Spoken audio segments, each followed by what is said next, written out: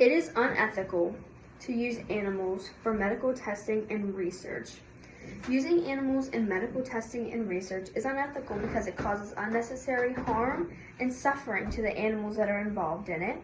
It's a violation of their right to freedom and life without suffering, and it can cause misleading results for things that may be effective on the animals but aren't on humans. Animal testing and medical research is unethical. Some people think that it is perfectly okay to test on animals, while others will advocate for the animals and speak up about the horrible things that are happening. I think it's awful to test on animals, and I think that the medical research and testing have to be there. I think it's obvious that we have to have that for the safety of us humans, but I think that it should not be done on animals and that it's very heartbreaking. It's unethical to sentence over 100 million animals in a laboratory cage a year and intentionally cause them pain, loneliness, and fear. Animal experiments are also expensive and they're time-consuming. And this information comes from NAVS and PETA, which are actual scientific research centers. Let's take a look at the first reason why animal testing is unethical. Animals used in the experiments can experience psychological distress, including anxiety, depression, and even behavioral abnormalities.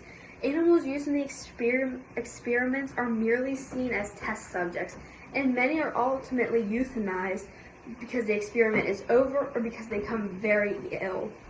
This information has come from the Science Survey. Tom Regan, a philosophy professor at North Carolina State University, says that animals have a basic moral rights to respectful treatment. The animals are violated when they are used in research, and this information comes from the Lone Star Education. Lastly, testing on animals may give misleading results for humans. When testing on animals, the results could be effective on them, but not effective on the humans. When a test was run on pregnant animals to determine outcomes that may benefit humans, there were no congenital disabilities.